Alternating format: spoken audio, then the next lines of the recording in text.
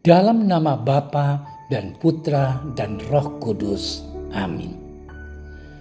Allah Bapa kami, sabdamu adalah pelita, penuntun langkah kami, dan obor penyuluh jalan kami. Kami ingin membaca dan merenungkan sabdamu. Bersabdalah ya Tuhan, hamba-Mu mendengarkan. Penuhilah hati kami dengan sabdamu. Sabdamu adalah kebenaran. Bersihkanlah pikiran kami dari keinginan yang menyesatkan. Bukalah diri kami agar dapat mendengarkan sabdamu. Amin.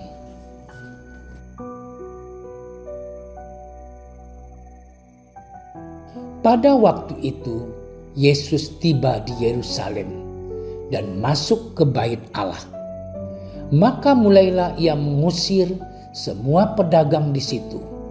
Katanya kepada mereka, "Ada tertulis, rumahku adalah rumah doa, tetapi kamu menjadikannya sarang penyamun." Tiap-tiap hari ia mengajar di dalam bait Allah. Imam-imam kepala dan ahli-ahli Taurat serta orang-orang terkemuka dari bangsa Israel berusaha untuk membinasakan dia. Tetapi mereka tidak tahu bagaimana harus melakukannya, sebab seluruh rakyat terpikat kepadanya dan ingin mendengarkan dia. Demikianlah sabda Tuhan. Saudara-saudariku yang dicintai oleh Tuhan, pada Injil hari ini ditampilkan kemarahan Yesus terhadap orang-orang yang berjualan di pelataran bait Allah. Tindakan Yesus ini mau menegaskan bahwa rumah Allah adalah rumah doa, tempat di mana orang secara pribadi berjumpa dan bertemu dengan Allah. Dalam kehidupan kita, bait Allah sama dengan gereja yang juga merupakan sarana agar umat beriman dapat secara pribadi maupun bersama-sama beribadah, berdoa, menjumpai Tuhan di dalam bait-Nya. Namun, tidak sedikit orang yang melakukan hal yang tidak perlu di dalam gereja. Bahkan kalau kita lihat sendiri, ada orang yang lebih tertarik ibadah di luar gereja daripada di dalam gereja. Saudara-saudariku yang dicintai oleh Tuhan, kisah dalam Injil hari ini tentunya bukan hanya sekadar Yesus marah di bait Allah. Mari kita lihat gambaran tentang situasi perdagangan yang terjadi di pelataran bait Allah. Yesus menggunakan frase sarang penyamun. Tentu tidak sembarangan. Arti dari frase ini sangat kasar dan bahkan menyebabkan para pedagang tersinggung karenanya. Penyamun artinya pencuri yang lihai atau licik, perampok yang serakah. Bila kita lihat sekilas, para pedagang yang berjualan bermaksud baik, di mana mereka menyediakan segala perlengkapan untuk beribadah. Namun Yesus melihat ada sesuatu yang tidak lagi murni, terdapat penipuan, persaingan, pemerasan, monopoli, dan kelicikan. Rumah doa kini dijadikan sarang penipuan dan keserakahan.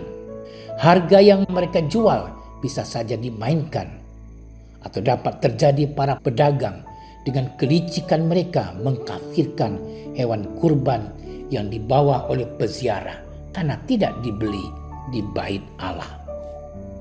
Tindakan mengambil untung lainnya juga dapat terjadi dalam sistem penukaran uang. Uang yang dibawa dari luar tentu tidak sama dengan standar mata uang yang digunakan di bait Allah.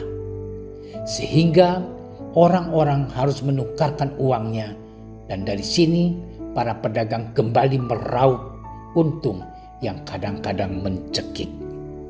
Saudara-saudariku yang terkasih dalam Kristus, seperti yang kita lihat bahwa masih banyak terdapat penjual jajanan dan lain sebagainya di sekitaran halaman gereja.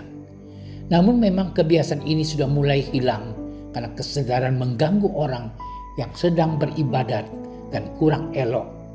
Sementara umat lain beribadat, yang lain sibuk berjualan. Apa yang dapat kita maknai dari kisah ini? Bahwa sesungguhnya kita membutuhkan ketenangan ketika kita datang di hadapan Tuhan. Inilah yang mau ditunjukkan Yesus kepada kita dalam kisah Injil hari ini. Relasi kita dengan Allah terkadang terhalangi dengan sikap egois, mementingkan diri sendiri, mencari keuntungan diri, dan lain sebagainya. Yesus mengingatkan kita bahwa diri kita sesungguhnya adalah bait Allah yang tidak boleh tercemar. Tindakan kemarahan Yesus sesungguhnya mau mengingatkan kita bahwa bait Allah telah hancur oleh dosa dan perlu dimurnikan kembali. Sifat mementingkan diri sendiri, mencari keuntungan, kelicikan, dan keserakahan seringkali tanpa kita sadari menghancurkan diri kita yang adalah bait Allah. Tempat Allah tinggal di hati kita. Hanya karena kita sibuk dengan urusan duniawi sehingga kita lupa merawat bait Allah kita sendiri. Saudara-saudariku yang terkasih, mari kita terus memelihara dan menjaga kesucian rumah atau bait Allah, yaitu tubuh kita, dengan menuruti dan melakukan firman Tuhan, serta tidak membiarkan hal-hal duniawi masuk dan menodai tubuh kita, sehingga Allah sungguh-sungguh nyaman bertakhta tinggal di dalam hati kita. Selamat bermenung. Tuhan memberkati kita.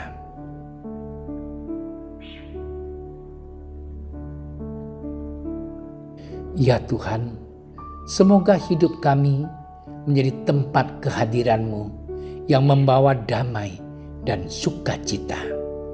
Bantulah kami untuk selalu mewartakan dan merawat kesucian tubuh kami, agar Engkau bertakhta di hati kami. Amin. Kami berdiri di hadapan-Mu, ya Roh Kudus, pada saat kami berkumpul di dalam nama-Mu.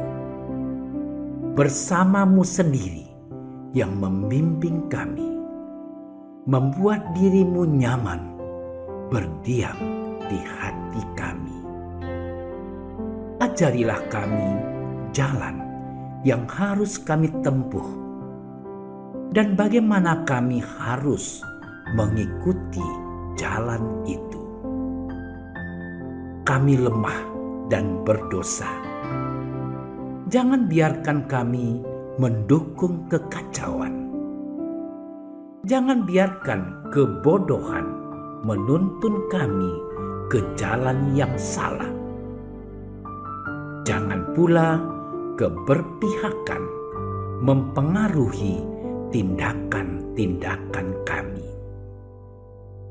Kiranya kami menemukan di dalam Engkau kesatuan kami, agar kami boleh berjalan bersama menuju kehidupan abadi dan tidak menyimpang dari jalan kebenaran dan apa yang benar. Semua ini kami mohon kepadamu yang berkarya di setiap tempat dan waktu dalam persekutuan dengan Bapa dan Putra untuk selama-lamanya. Amin. Bapa kami yang ada di surga, dimuliakanlah nama-Mu. Datanglah kerajaan-Mu. Jadilah kehendak-Mu di atas bumi seperti di dalam surga. Berilah kami rezeki pada hari ini, dan ampunilah kesalahan kami, seperti kami pun mengampuni yang bersalah kepada kami. Dan janganlah masukkan kami ke dalam percobaan, tapi bebaskanlah kami dari yang jahat. Amin. Salam Maria, penuh rahmat, Tuhan sertamu. Terpujilah engkau di antara wanita, dan terpujilah buah tubuhmu Yesus. Santa Maria, Bunda Allah, doakanlah kami yang berdosa ini, sekarang dan waktu kami mati. Amin. Kemuliaan kepada Bapa dan Putra dan Roh Kudus, seperti pada permulaan, sekarang, selalu, dan sepanjang segala masa. Amin. Dalam nama Bapa dan Putra dan Roh Kudus. Amin. Terima kasih sudah menyaksikan renungan hari ini. Jangan lupa like, subscribe, dan aktifkan tombol loncengnya agar Anda yang pertama mendapatkan notifikasi updatean renungan harian dari Komsos Keuskupan Padang. Dan bagikan ke sosial media agar saudara-saudara kita dapat mendengarkan dan merenungkan firman Tuhan.